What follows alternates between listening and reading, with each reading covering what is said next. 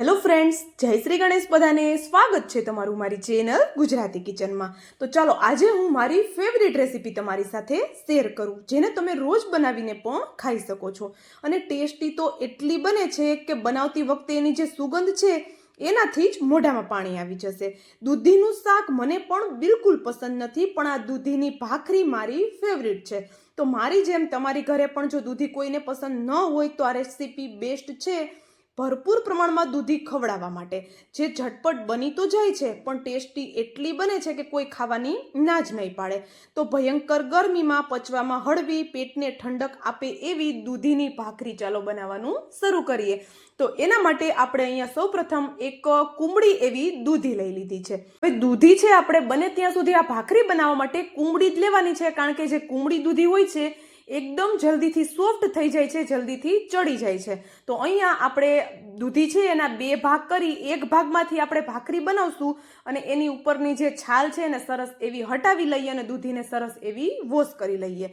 હવે આપણે અહીંયા નાના હોલવાળી ખમણીથી દૂધીને ખમણી લેવાની છે.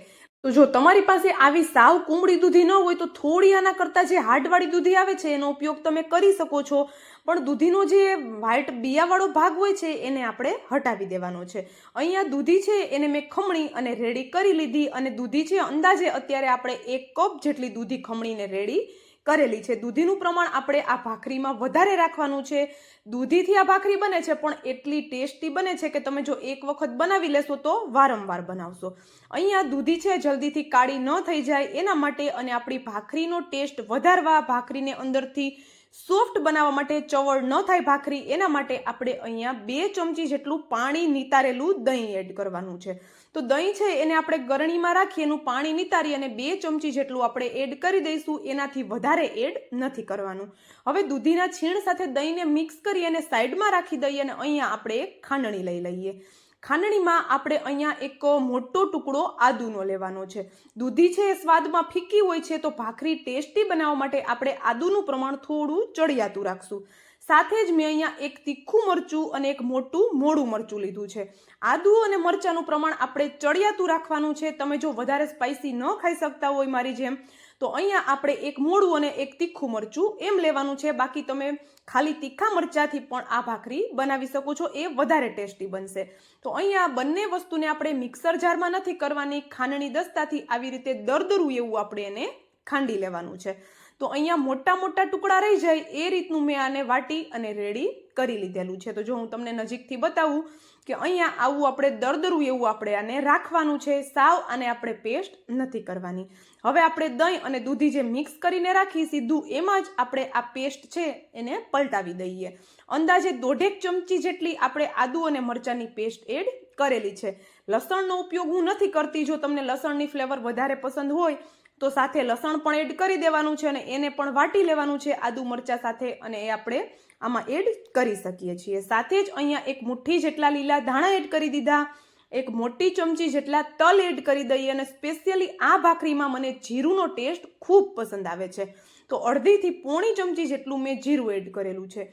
જીરુંની જો તમને ફ્લેવર પસંદ હોય તો ચોક્કસથી એડ કરજો, કારણ કે શેકાયા પછી જીરુંની સુગંધ એકદમ સરસ આવે છે.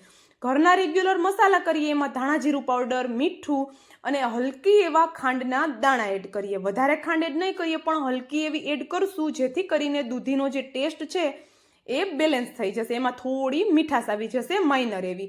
હવે બાઇન્ડિંગ માટે આપણે ભાખરી માટેનો કકરો લોટ લીધો 1/2 કપ અને એમાં 1 ચમચી જેટલો બેસન એડ કરી દીધો. જો ભાખરી બનાવીએ છીએ તો આપણે અહીંયા ભાખરી માટેનો જ લોટ લીધેલો છે. બાય ચાન્સ તમારી પાસે ભાખરી માટેનો લોટ નથી તો તમે ઘઉંનો લોટ લઈ શકો છો. એમાં 2 થી 3 ચમચી જેટલો રવો એડ કરી દેવાનો છે, એટલે સેમ ટેક્સચર ભાખરીનું આવી જશે. હું તો વારે વારે આ ભાખરી બનાવું છું એટલે મને અંદાજ છે, એટલે સીધો જ લોટ મેં એડ કરી દીધો. તમે જો પહેલી વખત આ ભાખરી બનાવતા હોય તો સીધો લોટ એડ ન કરતા આપણે એમાં થોડો થોડો લોટ એડ કરશું અને આવો સોફ્ટ એવો લોટ બાંધીને રેડી કરી લઈશું. એમાં હલકું એવું ઓઇલ લગાવી દઈએ જેથી કરીને લોટ છે એ ચીપકે નહીં વધારે. હવે લોટ બંધાઈ ગયા પછી આપણે એને બિલકુલ રેસ્ટ નથી આપવાનો, તરત જ આપણે એમાંથી ભાખરી બનાવશું. તો ભાખરી બનાવવામાં આપણે અહીંયા એક તવો ગરમ કરી એની ઉપર હલકું એવું ઘી લગાવી અને આપણે એને ગ્રીસ કરી લઈએ. આ ભાખરી તમે ઓઇલ સાથે પણ બનાવી શકો છો, પણ ઘીમાં બનેલી ભાખરીની તો કંઈક વાત જ અલગ છે. આ ભાખરી ઘી સાથે એકદમ સરસ એવી શેકાય છે.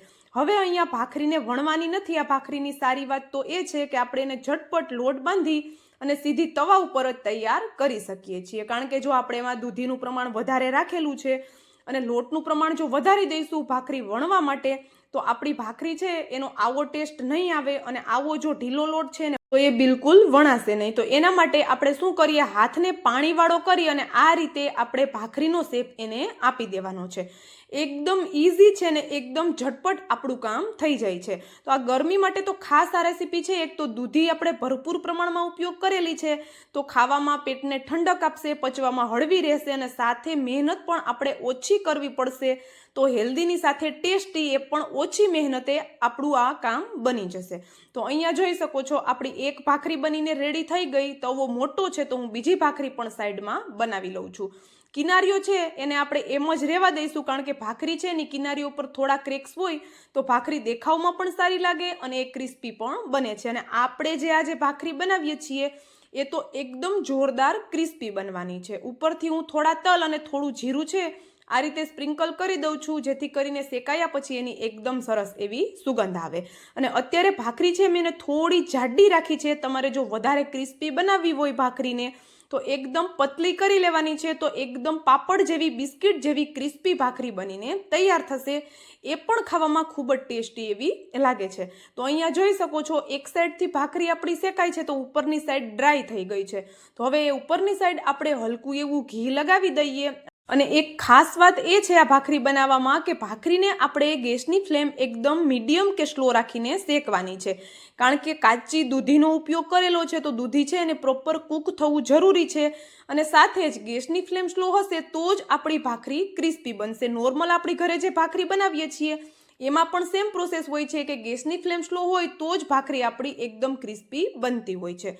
તો અહીંયા એક સાઈડ હલકી એવી શેકાણી એટલે આપણે એની સાઈડ ચેન્જ કરી દીધી અને દૂધીની ભાખરી ઉપર આપણે જે ઘી લગાવ્યું અને અત્યારે જે શેકાય છે એની કિચનમાં એટલી સરસ સુગંધ આવે છે કે હું તમને કહી નહીં શકું કે આ ભાખરી કેટલી સરસ એવી આની સુગંધ આવે છે. ભાખરીને ઉપરથી આ રીતે સ્પેચ્યુલાની મદદથી આવી રીતે હલકું હલકું પ્રેસ કરી અને આપણે એને આવી રીતે ફેરવતા રહી અને શેકવાની છે. એકદમ ક્રિસ્પી કરારી આપણી ભાખરી શેકાઈને રેડી થશે. તો અહીંયા જોઈ શકો છો બીજી સાઈડથી પણ આપણી ભાખરીનો કલર એકદમ જોરદાર આવી ગયો છે. તો રેસીપી ચોક્કસથી ટ્રાય કરવા જેવી છે. બાળકોથી લઈ મોટા બંનેને ખૂબ પસંદ આવશે. તો જો હું તમને નજીકથી પણ બતાવી દઉં, તમને જોઈને જ મોઢામાં પાણી આવી જશે એવી બિસ્કિટ જેવી ખસ્તા ક્રિસ્પી આપણી ભાખરી અહીંયા બની ગઈ છે. અને હા, જો તમને વિડીયો થોડો પણ પસંદ આવ્યો હોય તો વિડીયોને લાઇક, શેર અને ચેનલ પર નવા હોય તો જલ્દીથી ચેનલને સબસ્ક્રાઇબ કરી લેજો આવા જ નવા અને એકદમ સરળ એવા વિડીયો જોવા માટે. અને હા, મને કોમેન્ટ પણ જરૂરથી કરજો કે તમને મારો આ વિડીયો કેવો લાગ્યો અને તમે વિડીયો ક્યાંથી જોઈ રહ્યા છો.